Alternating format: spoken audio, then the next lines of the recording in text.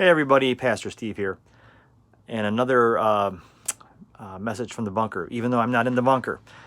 I was reading yesterday 1 Samuel 16 and 17, and of course that's the story of Goliath, David and Goliath. And there's an interesting part there in the middle of the chapter where David shows up and he volunteers to go and fight Goliath. And Saul says to him, King Saul says, go and God be with you. And he says, here, take my armor. So he tries to put his armor on David, and David tries the armor on.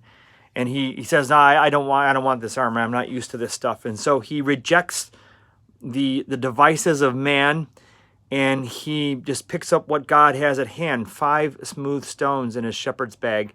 And of course, you know the story, he defeats Goliath. And up to that point, Saul and the entire army was paralyzed. They'd been terrified of Goliath, and they were afraid and were unable to really, for 40 days, do anything. But remember in the previous chapter, in chapter 16, Samuel goes and anoints David as king. And from that moment on, the Spirit of God came on David in power. And the Spirit of God had left Saul, which could happen in the Old Testament.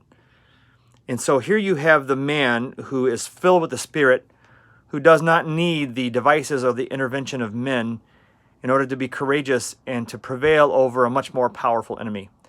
And you have the man who is king, who is devoid of the Spirit, who even his army and his armor cannot save him.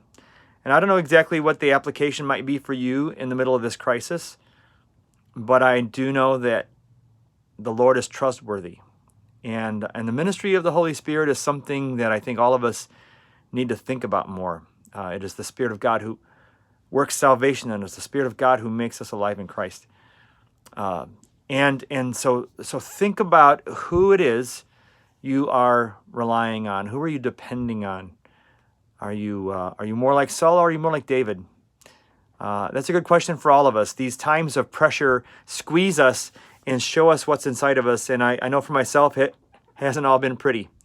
So whatever the takeaways are for you, take them away. Go ahead and read 1 Samuel 16 and 17 and ask the Lord to speak to you. I hope that you are encouraged. God bless.